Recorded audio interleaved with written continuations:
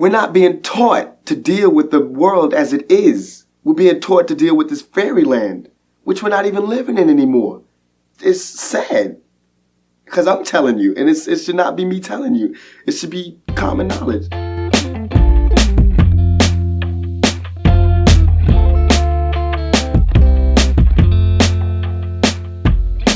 Welcome. This is the Dr. Junkie Show. I'm Ben Boyce, and that was Tupac Shakur in 1988, when he was just 17 years old. Interesting note, he quit his job to film that interview because his boss wouldn't let him have the day off, and he thought it was more important. I guess he wound up being right on that one.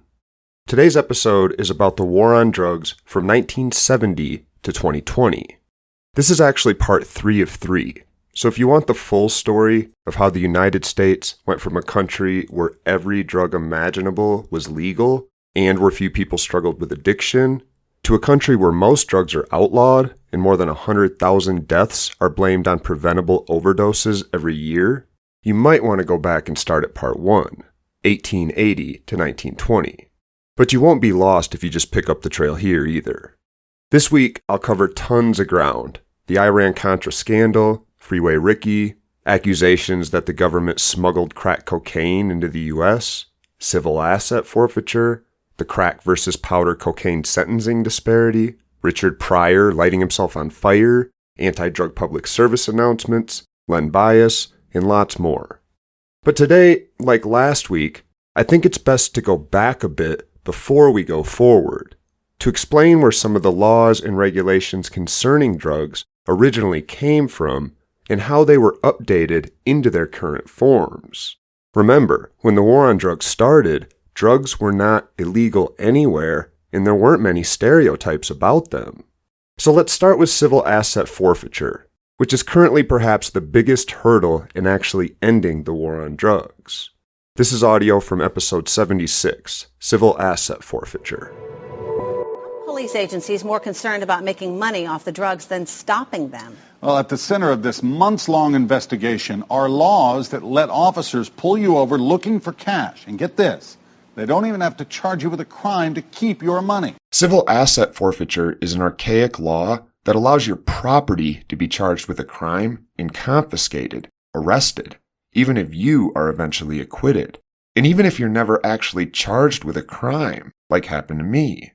These laws net local police departments millions in confiscated cars, electronics, cash, and toys every year, all thanks to the Comprehensive Crime Control Act of 1984. Go Reagan, right? For many years, we have tolerated in America, not just in the illegal and highly dangerous drug traffic, but in many other areas, a syndicate of organized criminals whose power is now reaching unparalleled heights. The personal suffering they cause to our society in human and fiscal terms, the climate of lawlessness that its very existence fosters, has made this network of professional criminals a costly and tragic part of our history. Prior to that instrumental piece of legislation, police were much less interested in drug busts, and there's a really good reason why. But before we get to the contemporary world and how these laws work now, let's wind the clock back and look at where they came from. Why do civil asset forfeiture laws exist in the first place? Civil forfeiture laws were instituted during medieval times in a superstitious attempt to punish objects used in the commission of a crime, as if the knife or the gun used to carry out a murder should be held accountable instead of the person who used it. The idea was that objects had something akin to spirits or an essence, and once an object had, say, fallen on someone's head and killed them, or been used to stab someone to death, it was no longer fit for this world. The object was considered impure, and it was often condemned to destruction. This spooky conjecture that we should punish objects for crimes, it was the foundation of original forfeiture laws. We were chasing ghosts and spirits. Fast forward to the 1600s. In an effort to combat high seas piracy and to ensure payment of import taxes, Britain amended its civil asset forfeiture laws to allow for the seizure of any ship and the cargo on it which failed to display its authentic flag of origin. See, some clever tax evaders had started flying different flags at different ports, effectively making it look like they'd already paid import taxes to whatever country they were unloading at. Then, once they were out to sea, they would simply switch to a new flag, thereby avoiding the next tax depot. England wasn't having it, so they passed a law that basically said that if you do that, if you change your flag from one that belongs on your mast to one that doesn't, we'll just take your stuff. You forfeit it. This is where modern forfeiture laws came from. The flag policy provided two tools for the English government. Number one, it allowed the state to charge inanimate objects, like personal property, with crimes, and to effectively lock that stuff up, a trick that itself requires some screwball thinking to even understand. And number two, by charging objects, not people, the pesky protections of the law, which only apply to people, not stuff, they were avoided. If you and your ship are from France, you have protections and rights extended to you by your government, but your ship does not. A good analogy from our point of reference is the U.S. Constitution. Today, the owner of property in the USA is afforded the 14th Amendment's rights of due process, equal protection under the law. Citizens are guaranteed free speech, representation, freedom, all guaranteed in the Bill of Rights. But their property is given none of these rights, and that distinction is why civil forfeiture laws took an odd turn just over half a century ago. And this is where it gets interesting, in a rather un-American sort of way. In 1970, at the very beginning of what scholars now regard as the birth of the contemporary prison-industrial complex, the Nixon administration spearheaded the amending of civil asset forfeiture laws to allow the property of suspected drug dealers to be confiscated and sold at auction, even if the alleged dealer was never even charged with a crime. But here's the kicker. The original law required that all of the funds be deposited into the federal treasury's general account. If you confiscated 10 grand in Albuquerque, New Mexico, you had to send that money to the federal government. It was a system built to emphasize accountability, which is a pretty good idea in the United States. And that's how it worked for a decade and a half. And during that time, between 1970 and 1984, the size of our prison-industrial complex remained relatively stable. When police had no personal incentives to lock up drug users, they didn't go out of their way to find and even to create drug users. But it didn't take much effort to redirect those monies to local districts with the passage of the Comprehensive Crime Control Act of 1984, Reagan's love child of capitalism and conservatism. Drugs are menacing our society. They're threatening our values and undercutting our institutions. They're killing our children.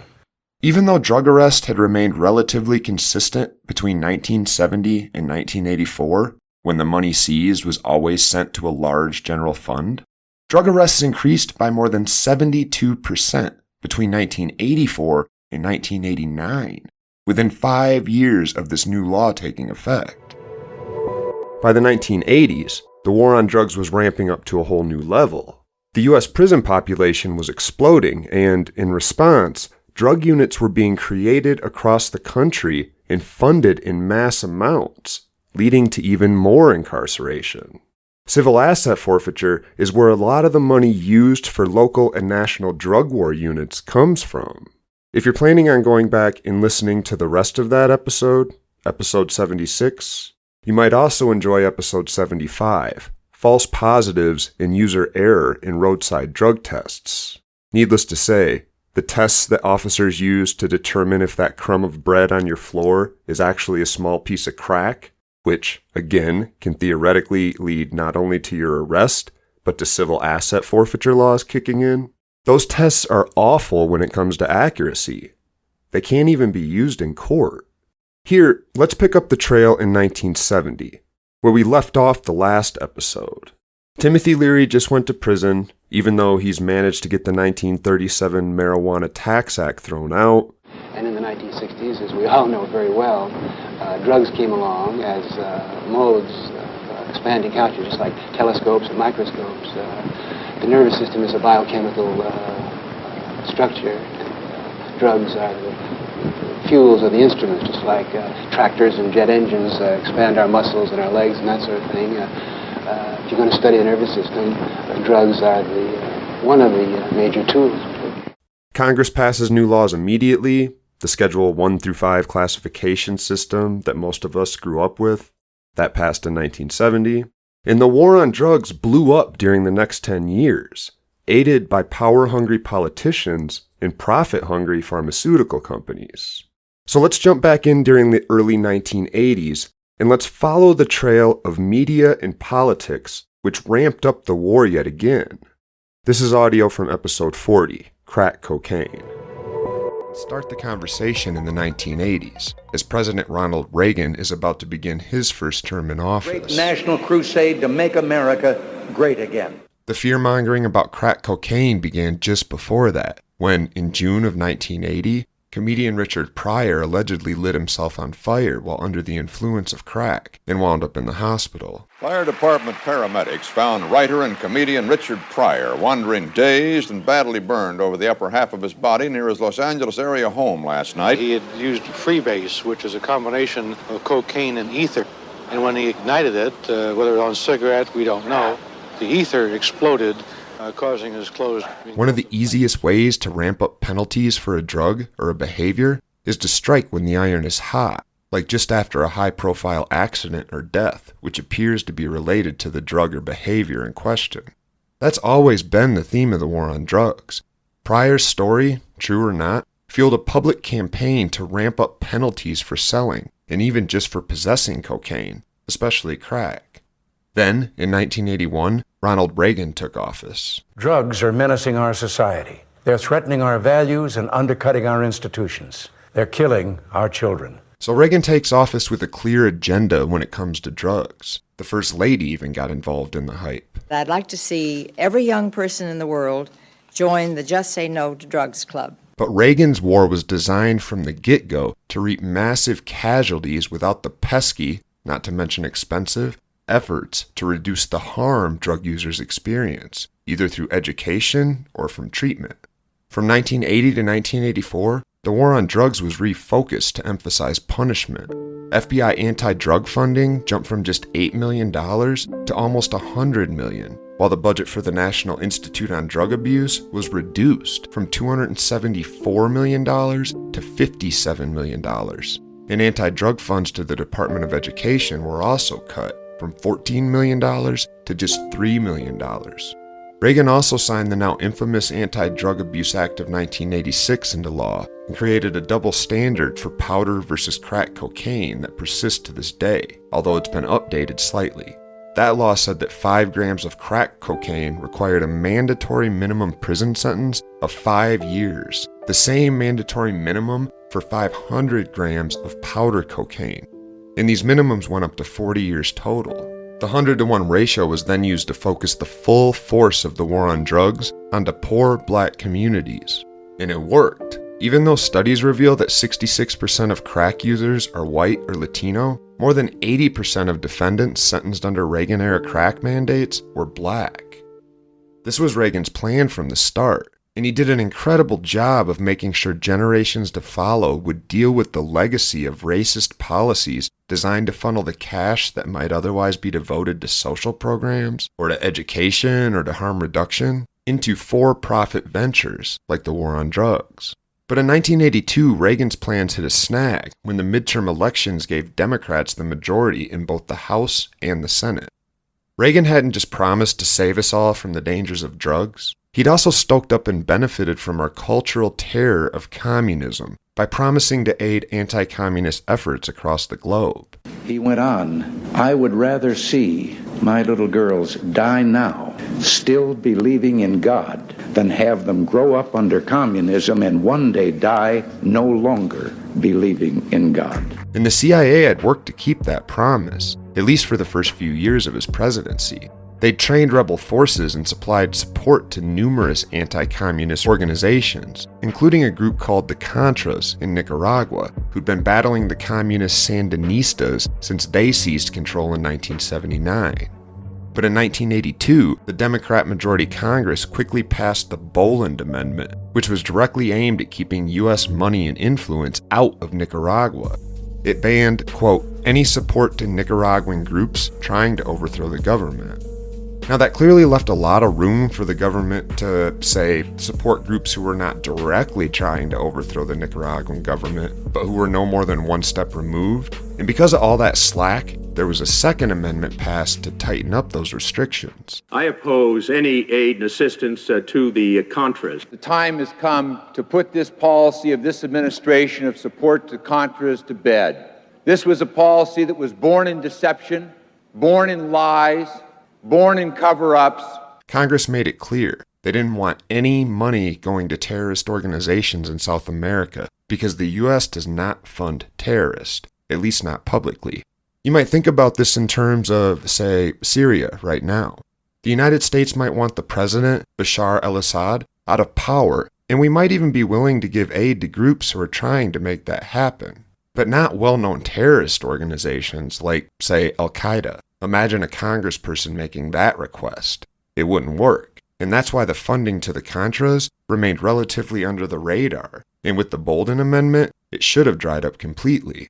But it wasn't unusual for the United States to meddle in South American affairs. Cuba in 1898, Panama in 1903, Costa Rica in 1917, Guatemala in 54, the Dominican Republic in 61, Brazil in 67, Bolivia in 71, Chile in 73, El Salvador in 79, Haiti in 86, Peru, Uruguay, Venezuela. My point is, it wasn't unusual for presidents to fund anti-government forces in South America. In fact, Jimmy Carter actually gave $100 million to the Sandinistas in 1979, the enemies who the Contras were fighting. But the real kicker of this story is that the Contras were also largely funded by illegal productions and sales of cocaine.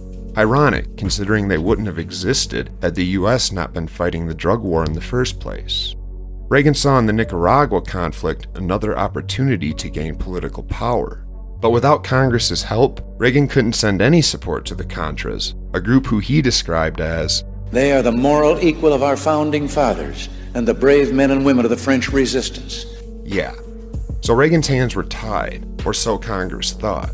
But the president cooked up a plan. In 1985, as his second term was beginning, he was forced to deal with another international problem, this one in Lebanon. An Iranian-backed terrorist group called Hezbollah had taken several U.S. citizens hostage.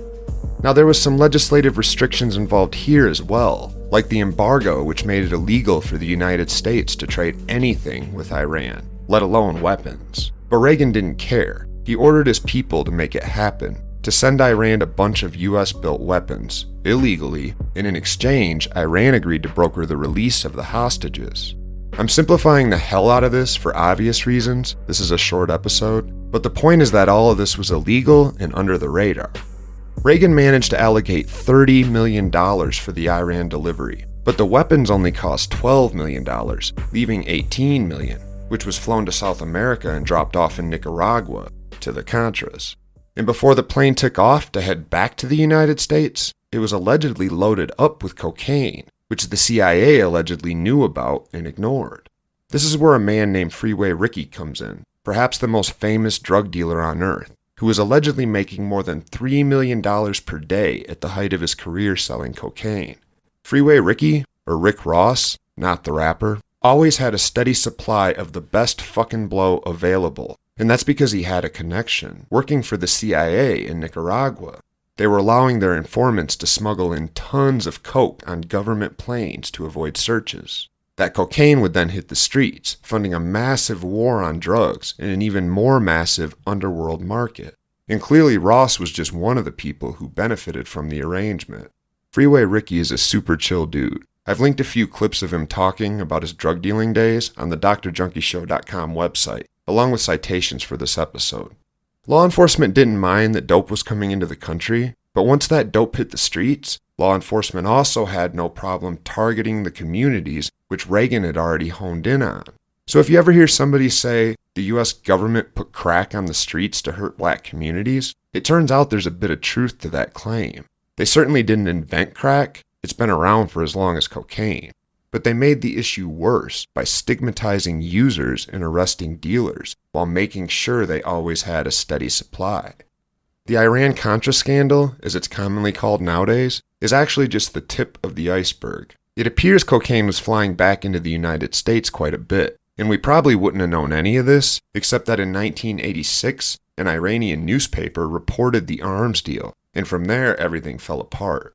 Reagan, of course, denied the allegations in what has now become true presidential fashion. The record shows that every time an American hostage was released, last September, this July, and again just this very month, there had been a major shipment of arms just before that. I didn't know anything about that till I saw the press on it, because we certainly never had any contact with anything of the kind. On May 5th, 1987, 41 days of congressional proceedings kicked off, ending with a number of Reagan's inner circle, including Oliver North, being convicted, even though Reagan, again in true presidential fashion, wouldn't be charged with anything. He actually left office with one of the highest presidential approval ratings in history. Today we are going to proceed to tell a piece of the Contra drug story. It was loaded to the ceiling. That was a good load. And what was this load? About the same configuration, small arms. Did you load anything into the plane after that? Yes, I loaded cocaine in the plane with the same configuration, except this time there wasn't any boxes. It was all in the duffel bags. I estimated around 500 kilos. A local success story took a tragic turn this morning. Len Bias, the Maryland University basketball star on his way to becoming a world champion Boston Celtic, died of an apparent heart attack today at Leland Memorial Hospital in Prince George's County. If police were shocked to hear the news about Len Bias' sudden death, they were just as shocked to hear that crack might have been involved. Right now, police say the case is labeled suspicious, and that's all they're saying in public. 1986 marks yet another ramping up point in the war on drugs. Reagan signed the Anti-Drug Abuse Act into law and began a new era of mass incarceration aimed directly at poor communities of color. If I had my way, I would take all the drug pushers, take Alcatraz, and send them there for life without the privilege of any visitors. Congressman Tip O'Neill was the public face of the campaign, which, remember, made 5 grams of crack a mandatory 5-year minimum prison sentence, up to 40 years, the same mandatory penalty for 500 grams of powder cocaine. That bill was initially designed to target drug traffickers, but then, in 1988, it was expanded to include anyone possessing crack. It wasn't until 2010 that this law would be amended by the Fair Sentencing Act, which changed the 100-to-1 sentencing ratio for crack compared to powder into 18-to-1, which is still senseless because there's no real difference between the two drugs.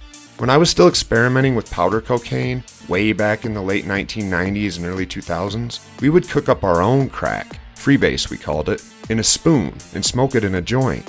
We didn't call it crack because we didn't realize that's what it was, and that, too, is deliberate. The war on drugs has themes that run throughout.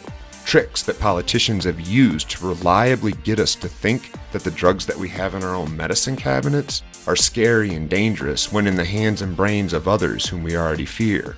One of those tricks was the powder cocaine versus crack cocaine disparity in sentencing, which worked to fool many of us into thinking our drug use was somehow different or less dangerous than that of our neighbors.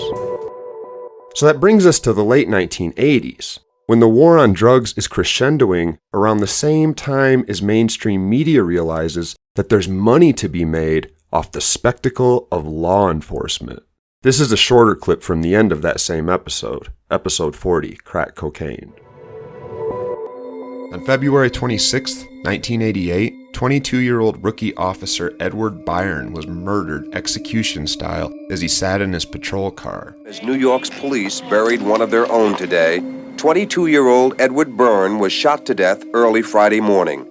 If our son Eddie, sitting in a police car, representing and protecting us, can be wasted by scum, then none of us is safe. And the 4 men who were eventually arrested and sentenced to prison had ties to big-time drug dealers in the New York area. So as Reagan left office, the war ramped up yet again. And undercover cops, or jump-out boys as we called them when I was a teenager, because they would roll up in a van and jump out while it was still moving, they started sweeping up drug users and dealers out of low-income communities of color using special drug enforcement units. Sometimes cameras even rode along, romanticizing the takedowns of so-called bad guys who were selling a product that people were determined to purchase one way or another. And again, the prison population exploded. In 1989, George Bush Sr. took office, and he began his presidency with these words. There are those who cannot free themselves of enslavement to whatever addiction, drugs, welfare, the demoralization that rules the slums. Bush was determined to ramp the war up yet again, just like his mentor, Reagan. And he didn't care if he had to manufacture a bit of evidence to make that happen. Again, this feels really presidential in the post-Trump era. So Bush calls a man named Don Scott Jr., who was working as an undercover cop at the time, and he asks him to buy cocaine in Lafayette Park, across the road from the White House. This is a tourist hotspot, packed with Secret Service agents and curious picture takers. It's not the sort of place a drug dealer would want to go within 100 yards of. But this is what Bush wants, so Scott sets it up. And he actually has to tell the guy where to go, because the dealer doesn't even know where the White House is. All of us agree that the gravest domestic threat facing our nation today is drugs. This is crack cocaine, seized a few days ago by drug enforcement agents in a park just across the street from the White House. It's as innocent looking as candy, but it's turning our cities into battle zones. Here the rules have changed. If you sell drugs, you will be caught, and when you're caught, you will be prosecuted, and once you're convicted, you will do time. So this kid, Keith Jackson, who didn't even want to sell the dope in the first place, ends up spending more than a decade in prison because of the setup. The White House acknowledged today that a dramatic moment in President Bush's speech declaring war on drugs resulted from a setup by American drug agents. And the undercover cop who set the buy up had no idea Bush was going to play act a legit buy. This is him talking about seeing it on the news that night. Lo and behold, George Bush holds up the drugs I just bought on TV. We almost fell out my chair. It was crazy. I could not believe that. I couldn't believe it. Because it was a setup. The crack plague is showing a new and frightening dimension, the damage it does to the children of crack addicts. Investigative report tonight, cocaine kids, infants born to cocaine addict mothers. Her mother was so stoned at the time of delivery, she didn't realize until sometime the next day that she had given birth. Drug babies, coke babies, crack kids, they have now reached school age. 100,000 crack babies are being born each year, and now it appears they may be damaged for life. This is audio from Nurse Shirley Brown, a white woman who decided in 1991 to wage her own war on mothers who came in to give birth and had drugs in their system. And she told them all sorts of nasty things, that they were bad people, that they had ruined their kids' chance at a successful life. All lies that certainly didn't do anything to help them with their addictions. You want to just tell me how you obtain your drugs? Is it, do you buy them? Do you trade it for sex?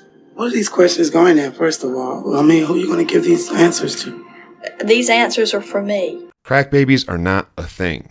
By the time the children of cocaine-using mothers are teenagers, there's usually no difference between them and their peers in academic or social performance. But Nurse Shirley didn't care. She was all about forcing mothers to bear their stigma and threatening to take their children if they refused to do what she told them. She didn't care that there was no evidence to support her claims, because the state had her back, and the drug war had found yet another target. This was the theme throughout the 1990s. Departments devoted entire units to finding and arresting drug dealers. Taxpayers paid for body armor and tank-like vehicles, and the federal government began handing out actual military equipment to local departments who could prove they had a drug problem. The whole thing became a self-feeding system. You had to make more arrests to get more cash and equipment from the feds next year, and that meant finding, and sometimes even manufacturing, drug criminals. Police departments across the country were exposed as having dirty cops, or entire dirty departments. The Rampart scandal in the late 1990s is the best-known example, but they weren't the only dirty cops taking advantage of our permanent state of war. This is testimony from 1992 by an ex-cop named Michael Dowd. Money and drugs and guns, whatever was there. I remember reaching into a box full of cocaine and taking out 2 big handfuls and putting them in my pocket and walking out. It's not that difficult to take money and drugs from any drug dealer. He's standing on the corner, he's got drugs, he knows he's going to jail if you want. So instead of sending him to jail, you take his drugs and his money. Because it was the blue wall of silence. Cops don't tell on cops. And along with the messages of bad moms and dirty cops, Hollywood began to add its own voice, paid for by rich folks who could remain behind the scenes as they stigmatized drugs even more. This is crack. It's the most addictive kind of cocaine, and it can kill you. See this cute little vial here? It's crack, rock cocaine. Everybody wants to be cool, but doing it with crack isn't just wrong. It could be dead wrong. It's like putting a gun in your mouth and pulling the trigger. In 1994, Democrat President Bill Clinton jumped on board the fear-mongering drug war train. Too many kids don't have parents who care. Gangs and drugs have taken over our streets and undermined our schools. Every day we read about somebody else who has literally gotten away with murder. Put 100,000 police officers on the street, a 20% increase. It will be used to build prisons to keep 100,000 violent criminals off the street. The war on drugs has actually been one of the few issues which has remained relatively bipartisan, and Clinton did in fact manage to ramp the war up yet again. A related note on mothers who give birth and have drugs in their system at the time: when those moms and babies are separated, 80% of both of them experience withdrawal symptoms from the drug. When that happens, babies are given controlled doses of morphine, which are slowly decreased over time. But if you leave those parents and children together after birth, 80% of them don't have detox symptoms bad enough to require any medication at all. But like most policies in the war on drugs, medical providers often don't care. We still often tear kids away from their parents when they're born if there's drugs in either system. So it's the mid-90s, and yet again, the drug war is being expanded despite its constant failure to achieve anything that even slightly resembles success. There were more drugs on the street than ever before, and there were more people using them regardless of how expensive and dangerous they were becoming. Here, I think it's worth pausing on our linear journey through time to consider why some drugs have always been seen as acceptable in the United States, while others have been stigmatized. We live in an historic era in this regard because right now, all sorts of drugs that were illegal and stigmatized not that long ago are being rapidly moved to the category of effective pharmaceutical treatments. Ketamine, psychedelics, MDMA, cannabis, they were all recently illegal, and they still are in many places. But as the war has waged on for decades, it's always sort of been taken for granted that people would support it, at least in theory. And that's because the groundwork of separating so-called good drugs from so-called bad drugs, well, it had already been laid and reinforced by pharmaceutical companies for decades. Even as we see more drugs move from the bad list to the good list, we still take the list for granted. We assume it's a real list. There are no such things as good drugs or bad drugs. Here's Toby Seddon in episode 109, Dr. Marx's Heroin Clinics, Cocaine Cigarettes, and Redefining Drugs. If you go back only 150, 200 years and started talking about drugs the way we are today, no one would have known what on earth you were talking about because it meant something different. Yeah. So that's what a genealogy is, that tracing of the family tree, I think. Yeah, with the deliberate intent to figure out, well, how the heck did we get where we're at and where we're going? Which is now the first big question. Well, then what's a drug? What's a drug? Well, I suppose the short version of that, it is whatever we choose to label as a drug. And what we have chosen to label as a drug is a particular subset of substances that produce various effects on people: intoxication, pleasure, pain relief. And the process of attaching a label, the drug label, is a legal regulatory one that is to do with restricting access and use of that subset of substances. So the labeling isn't a kind of neutral, separate thing. Things are only labeled that way if we're going to prohibit them. The two things are sort of completely bound up together. And there are other things. I mean, it's a bit of a cliched example, but the obvious parallel substance is alcohol, which on the face of it has all the features of what we think of as a drug, except that we haven't applied that prohibitive label. And we've chosen, not all societies, but many societies have chosen to allow it to be more freely used and traded. So that's my sort of take on it. Yeah, and not just alcohol. You make another great connection to tea and coffee, and this is something, or caffeine rather, via coffee or at times Coca-Cola. In the U.S., we had a huge Supreme Court case where Coca-Cola was almost sued out of using caffeine because it was the new drug. Yeah. And how those things were at one point connected, as well as tobacco in some way. And something happened that cleaved, that changed things from their substances that we sell that you might think of as capitalistic products. And there is such a thing. You mentioned the verb drug. There's always been this sort of scary idea that you could drug somebody in an effort to victimize them in various ways. But that the splitting of what are we going to call a drug and what are we going to call things that maybe some people would call drugs but aren't, has frequently come down to some very clear things. And I mentioned earlier, your philosophy maps onto mine very well. I'm always looking, especially in 2020, as the world is like ripping each other's hair out, right? And trying to fight about everything. The safer, easier, more accepting way to get somebody to listen to what I'm saying. And in the United States, as soon as you get to the point where people right now in this conversation say, well, then why are drugs illegal if they weren't? The answer is basically, well, race got involved and we had all, these pent up, and it wasn't just the US, but this is where we really led the way on a lot of these early drug laws. But it isn't just race, it's actually power. It was which drugs seem to pose a moralistic threat in the minds of the people who are in power, and which drugs, on the other hand, are not drugs in the sense that they're filling the pockets of the right people and the right regulations are already in place. Now that I've sort of picked at that from various angles, how did we go about choosing and then, as you use this term, decoupling some substances that are certainly dangerous? My God, tons of people die from smoking cigarettes every year, but we don't outlaw them in the Western world largely. How did we decide that? Yeah, it's a really interesting question, and it's quite a difficult one to answer, I think, because although there's a sort of origin point in the sense of we can talk about an international drug control system being created, roughly speaking, in the early 20th century. This process of, and I'll come back to that in a minute, but this process of deciding which things to criminalize and which not continues. So it's not that it was just then. We've repeatedly made these decisions, and a sort of, I don't know if it's an obvious example, but one that comes to my mind would be about LSD.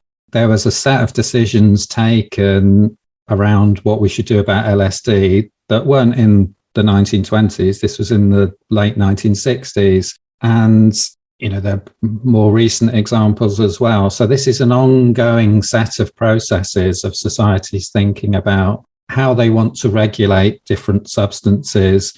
And I guess one of the things that is in common in all of these decision-making processes is that it really counts who is seen to be the people who primarily use the substance. That's a critical thing.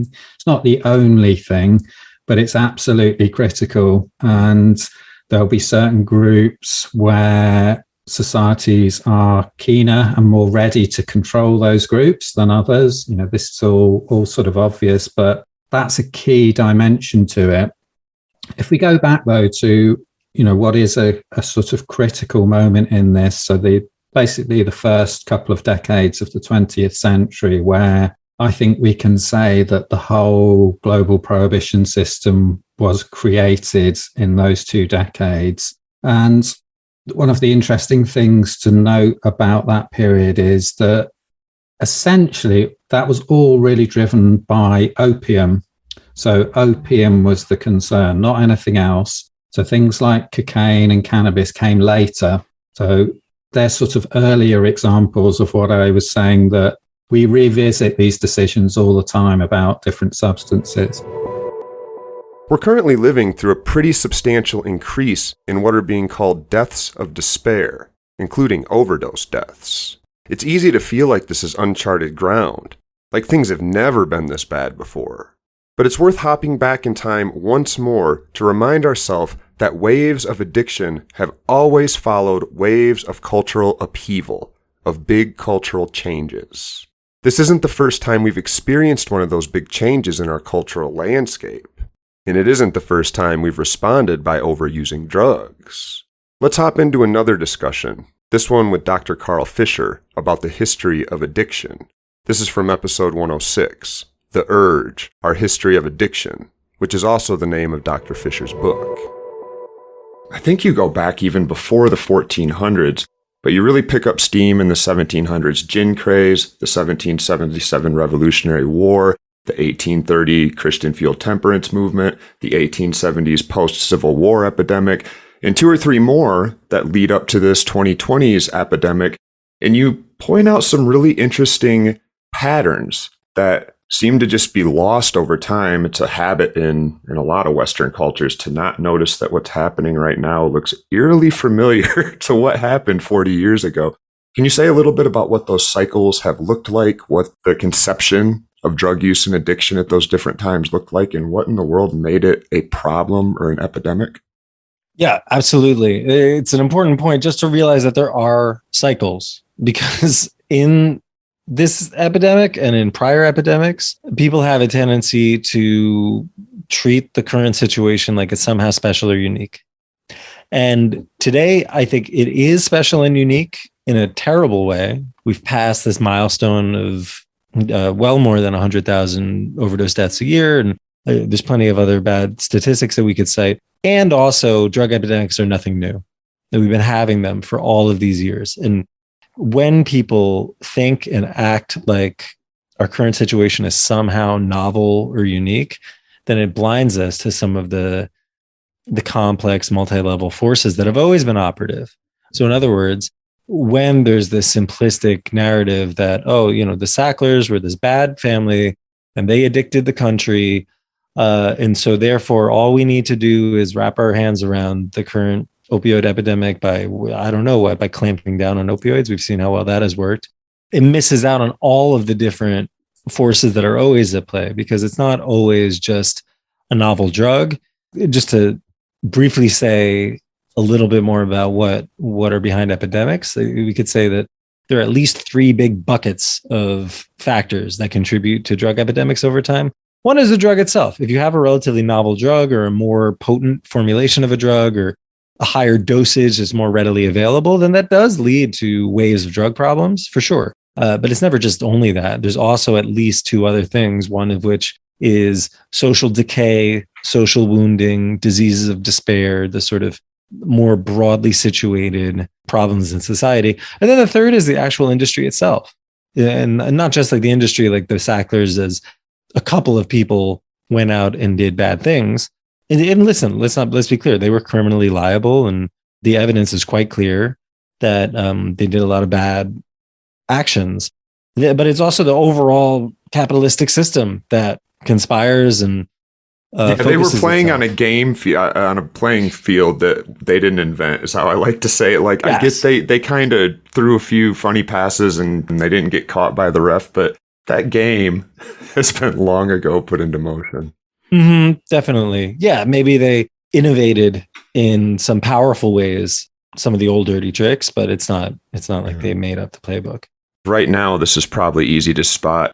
I guess we're living through it, so maybe 5-10 years from now, people will start to look back and diagnose whether when you live through one of these eras of upheaval in the Western world, we're seeing, Roe versus Wade went away 2 days ago, and some really odd things that are causing people that thought they had anchors. COVID-19, the political division that the people you used to be able to call on when you were just feeling like shit, you don't get to call those people because the bridges are burned. We live in that time, and now we also live in the results of that time. When you can't turn to your people or to your job or to your friends, you turn to the bottle or the needle more often because it always works. I wonder if we'll note that when people live through those eras, they recognize that a little more for a short amount of time before we proceed to stop teaching it to our kids. It is interesting to be alive when we're watching it, and instead of having to say, so what was going on in all these 1700s and the 1830s? We all know it's right in front of us what's going on. Yeah, absolutely. So then it comes time to fix stuff, and one of the other points that seems to creep in a lot is these problems tend to get ignored, even if they're problems, especially somewhere like the United States, where the land of the free, which often means let that person die, it's none of my problem as long as they're not bugging me. But as soon as religious ideology seems to get pressed into these things, often for oddly capitalistic reasons that somebody's making some money on the backside, people suddenly start to get fired up about laws and punishment and cracking down. And it's not just religion. There's some other things that make what is already a division in most cultures that seems invisible to most people be applied to this new thing, whether it's drinking or a specific drug. Can you say a little bit about what your research showed about that? Yeah, absolutely. Addiction sort of belongs to the medical field today, I would argue. And it's not always been the case. That the torch has been passed from social domain to social domain over time. And one funny thing that happened, for example, in the earlier period of the American Republic, is that around the time of the American Revolution, there were doctors who were very interested in habitual drunkenness as a medical issue. And they said, listen, it's not just the effects of the behavior, but the behavior itself can be something like an illness and deserves to be treated by the medical profession. And that was pretty strong for a period of time. But then theories and outlooks changed. And so the torch was passed in a way to religion in the United States. The United States matters not just because we're from the United States and that's our legacy, but also because the United States has tended to take a sort of vanguard position on developing and then promoting ideas about addiction, sometimes for good, a lot of times for bad. Yeah, sometimes both. It's sometimes both simultaneously. Sure. Absolutely. And it's around like the 1810s, 1820s, the idea of what we would today call addiction, like habitual drunkenness or another type of problem, went out of fashion in medicine. People said this is not a disorder of the mind. It doesn't deserve to be treated by the medical profession. And then so the torch was picked up by religion. And so a lot of our cultural ideas, a lot of our folk psychology about addiction is actually kind of, simmered in the cauldron of the Second Great Awakening and massive evangelical Christian movements in the United States, which is part of the reason why some of the intellectual history of addiction is uniquely American, is because there's a uniquely American strand of Christian theology that is so individualistic, so much focus on proving your worth through works, so much focus on prosperity and outright monetary success as being somehow evidence of your worthiness and your godliness. I grew up in it. Well, we can talk about it sometime if you want, because it's wild when you learn it as a kid and just take it as fact, because it doesn't sound bad, or it's not bad if you believe that, but it doesn't sound as weird as it sounds now when you hear somebody say it. Oh yeah, you totally take it for granted. I mean, that's your value system growing up. That was my value system growing up in basically upper middle class New Jersey suburbs. That's why it works. In the absence of any other moral code or system of values, then of course people will gravitate toward the prevailing cultural idea. So what leads to epidemics? Number one, the drug. New and potent drugs often increase addictions, like fentanyl is doing now. Number two, despair. When we live through an era of political polarization and social protest, we often feel like our anchors are unstable, but the drugs always work. And three, the system. You've heard me say it before on this podcast. We should be looking at systems, not people. The war on drugs is designed to make sure addictions get as bad as they can possibly get anytime they show up. Let's jump into one more episode where I address this. Episode 98, Rat Park and Other Drug Experiments. This is a quote from my book, Dr. Junkie, in a section where I'm actually performing the thought experiment I've been hinting at all episode, deliberately designing a system to make sure that addictions are as frequent as possible and that when they show up, they're as bad as they can possibly be. And I come to the same conclusion, that the system we would build would look exactly like our current system. If you wanted to maximize someone's chances and severity of addiction, you would design a system just like the United States. Here's the quote. It doesn't get any better if we follow through with the experiment. We can drop a patient off in any city in the United States and be certain the environment we're looking to create already exists. Addictions are driven by the terror that one's medication might be withdrawn at any moment, that detox is always right around the corner, no matter what one does today. So we should stigmatize and criminalize our patient for their use, shaming and punishing them at every opportunity if we really wanted them to dive deep into their addiction. While drugs will always have a reliably pleasant effect, we should reduce our patients' access to alternative forms of pleasure and contentment. It would be incredibly helpful if we could get the public and the police on board, parroting lies about the dangers of drugs and the immorality of those who use them. If we nail the recipe, our patients' friends and family members might even begin to enforce tough love, effectively cutting off support from the outside world as addiction begins to set in. Once drug users realize our loved ones see us as broken and infectious, we often come to believe those lies ourselves. We can also stoke up the terror that drives addiction if we charge our patient grossly inflated prices, beginning a slow process which will eventually leave them bankrupt. We can make that terror inescapable by making all locations carry similar restrictions regarding the use of drugs. Designated spaces where people are allowed to use a substance without legal penalties are shown to reduce overall levels of consumption while encouraging responsibility. So getting rid of them would be a must if we really wanted to maximize addiction potential. We've seen the magic of sanctioned use areas reducing overall consumption play out repeatedly in the United States.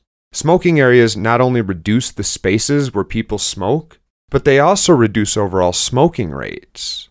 Dr. Mark's heroin clinic in England, and others like it across the world, where patients were given heroin and allowed to go about their business, have consistently reported that their patients are more likely to abstain from using street drugs than their counterparts who are in methadone treatment or 12-step programs. It turns out that when you provide authorized spaces for an activity, people start to respect the rules about abstaining in the unsanctioned spaces. When weed's illegal everywhere, smoking in the middle of a college campus is the same crime as smoking in one's home or in one's car. But when there's a smoking section, we tend to self-police and use it. If we wanted to avoid that effect, we should make sure there are no sanctioned use locations, no safe consumption sites, and consistent laws restricting our patients' use no matter where they go. We should also convince our patient that addiction is a disease, since holding that belief has, in itself, been shown to increase the likelihood and severity of relapse. If we did all these things, sadistic as they are, we could greatly increase the negative consequences of addiction simply by leaning into natural tendencies of human nature. I'm describing the United States, and we can no longer pretend that we don't know the truth about how to redesign a system that could reduce harm related to use. Now we're at the late stages of the war on drugs. We've spent 100 years trying to get rid of them, only to find them more common and more potent than ever before. Fentanyl, xylazine, spice. These are all drugs that few people would use if their less potent alternatives were available.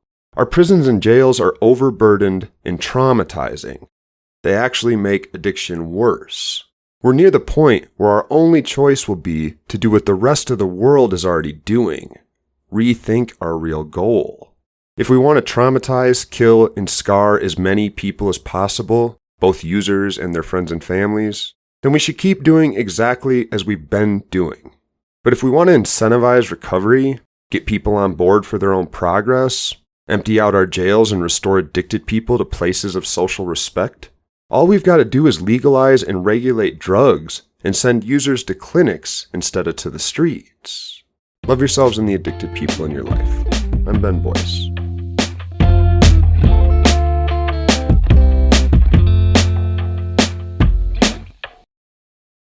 I think that we got so caught up in school being a tradition that we stopped using it as a learning tool, which it should be. Like, up to this day, I mean, school should be, I think there should be a different curriculum in each and every, like, neighborhood, you know, to get us ready for today's world. That's not helping. It's just what they took, so it's what we're gonna take, you know? And that's why the streets have taught me. But school is really important, reading, writing, arithmetic. That's it. But what they tend to do is teach you reading, writing, arithmetic, then teach you reading and writing and arithmetic again, then again, just making it harder and harder, just so, to keep you busy. And that's where I think they messed up. There should be a class on drugs. It should be a class on sex education, a real sex education class, not just pictures and diaphragms and unlogical terms and things like that. There should be a drug class. There should be sex education. There should be a class on scams. There should be a class on religious cults. There should be a class on police brutality. There should be a class on apartheid. There should be a class on racism in America. There should be a class on why people are hungry, but they're not. Their class is on gym